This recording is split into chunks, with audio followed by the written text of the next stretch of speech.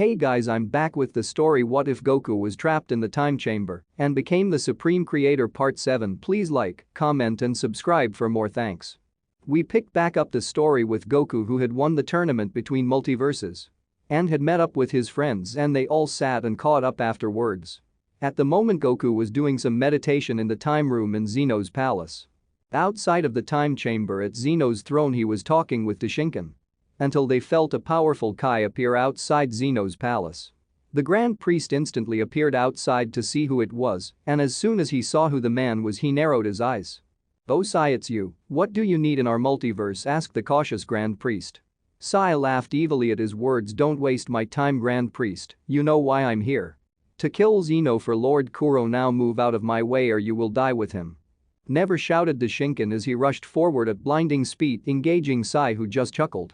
Shinken went for a punch that was easily blocked by Kuro. He then went for a kick that was met with the same result. 5 minutes later, we could see a badly beaten Shinken on the ground. Kuro just stood over him and laughed at how easily he defeated him. He then made his way into the palace. Once Kuro made it to the throne, he saw Zeno and his guards already in battle position. They clashed in a great battle that shook the entire multiverse, but eventually Grand Zeno was defeated and erased from existence. Back with Goku, he was still meditating in the time room. He stood up, deciding that he had enough meditating and training for today. He began to make his way out of the time room. The moment he stepped out of the time room, he knew something was off, and he could no longer sense Grand Zeno's presence.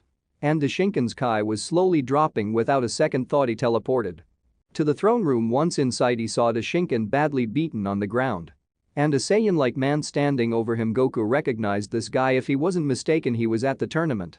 And he was the Grand Priest to the Omni King of Multiverse 10. Goku at blinding speeds kicked the man in the back that sent him flying across the throne room. Goku then helped Shinken to his feet.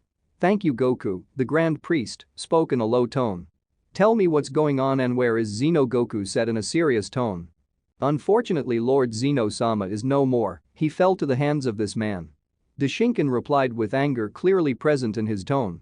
"Very well, then we will talk later. I will handle this vermin," Goku said, stepping forward. Goku looked back, seeing the unsure look the Grand Priest was giving him. He spoke again. "Trust me, I'm far stronger than you could imagine." Sai, now back on his feet after the attack he had received from Goku, just laughed. "Ha, is this some kind of joke? I admit, Saiyan, your power in the tournament was impressive. But if you think you can defeat me, you're crazy," he said arrogantly. This only made Goku let out a laugh of his own, making Sai stare at him. "What's so funny, mortal?" Sai said, now getting pissed that a mortal was disrespecting him. Goku then spoke. "I could say the same if you think you saw even a drop of my true power. You're crazy." Sai was about to respond but instantly froze when Goku started raising his power. As Goku started releasing some of his power, the entire multiverse started shaking. Even the other Omni Kings in their multiverses felt his power, and it made theirs tremble. Goku raised his power to 50% in his base form. Sai, seeing he was done releasing his power, charged at him. He was using 80% of his full power. He believed it would be enough to put this mortal in his place. Sai went for countless punches and kicks trying to kill Goku. As Goku dodged all of the man's attacks, he gave a yawn. "Is this all you have?" asked Goku nonchalantly. "Don't fucking mock me," Sai yelled in anger as he powered up to his full power. With a now arrogant smirk, Sai spoke again. "This is me at full power, so kiss your life goodbye." "Wow," Goku responded in a bored tone, "so this is it? This is all you have to offer? How disappointing." His statement made Sai angrier, but before he could reply, boom. He felt an unimaginable amount of pain slam into his ribs as he was sent flying. He slammed into the wall of the throne room, but the force was so powerful he broke right through it. Goku didn't stop his assault on the man. He was going to humiliate and beat this man to near death. And that is exactly what he did. Sai was being punched around like a ping pong ball. Goku was moving at speeds he couldn't perceive, and his punches felt like freight trains. Shinken, who had now been able to heal himself, just watched Goku in shock. He never imagined the Saiyan was hiding this much power. Isabella walked up beside Shinken to watch the battle, and unlike the Grand Priest, she could follow their movements. Since she is Goku's creation and received a lot of his power, Shinken spoke. "I never imagined Goku was hiding so much power. He is on a completely different level." Isabella chuckled. "Trust me, you have no idea." Back to the battle, we could see a beaten Sai. He was on the ground with blood all over his body, His clothes looked like rags, and his arms and legs were broken. As he laid helplessly on his back, he watched as Goku slowly approached him. Stay away from me," Sai whispered in fear. "You're a monster," he muttered. Goku chuckled, "Me a monster? No, you're wrong, my friend, you are the monster. You just come here and kill Zeno for no good reason, and then laugh and taunt as you do it. And now that you have met your match, I'm the monster now, coward. But I won't kill you." At these words, Sai felt a bit of relief. He could go back to his multiverse and could be healed and live to see another day. But that relief soon was replaced by fear at Goku's next words. "I will send you to the pits of hell to be tortured for all eternity." Goku's eyes then turned black and red. With his hands he began to rip open a portal to hell. When the portal was opened far enough, you couldn't see anything. It was just dark, nothing to be seen in it. Goku called out to it. "Hades, I got you a little present." Sai began to shake in fear at what he saw next. A large red and black eye that looked menacing appeared inside the black empty hole.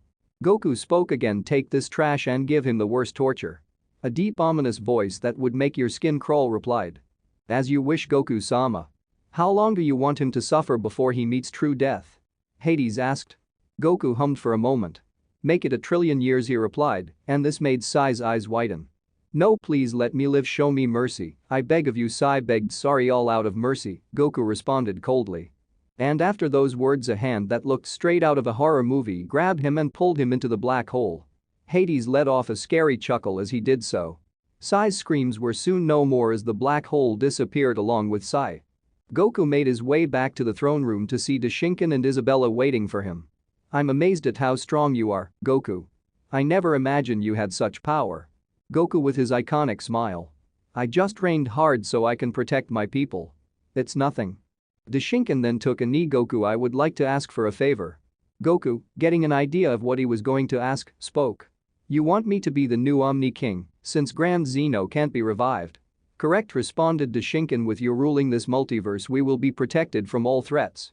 Also, Lord Zeno was planning on naming you his successor before he passed."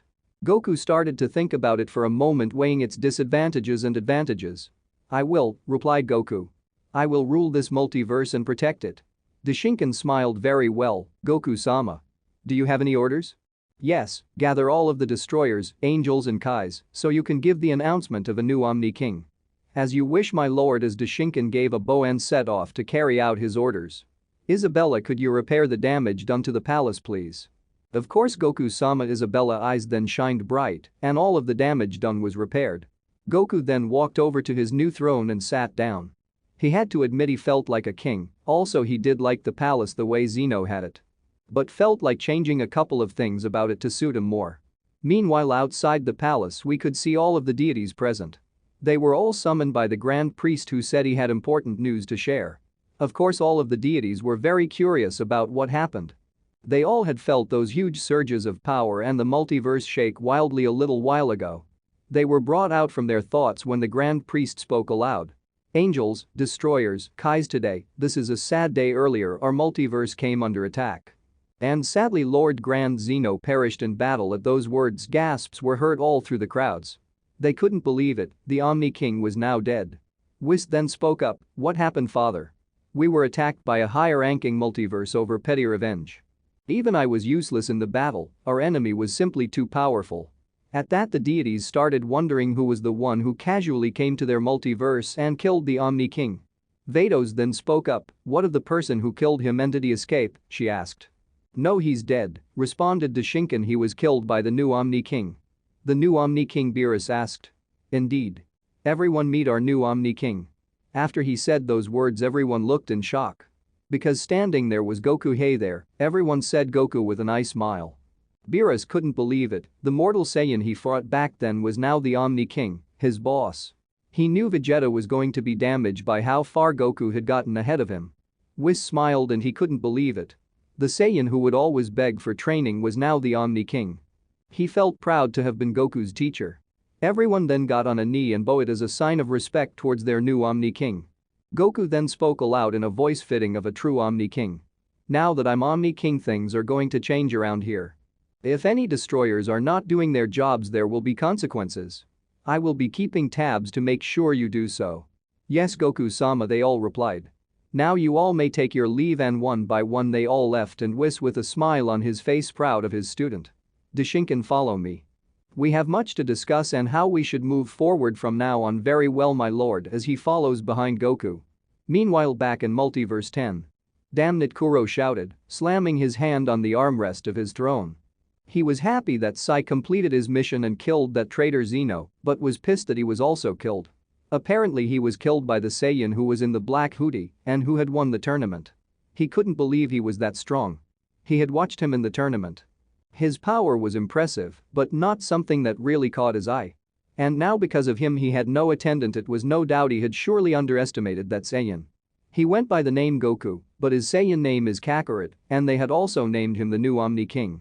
Kuro then chuckled to himself, Goku, huh? Maybe I should go and give him a warm welcome on becoming Omni King, as he gained an evil grin. But alright guys, that's it for part 7. Please like, comment and subscribe. Thanks.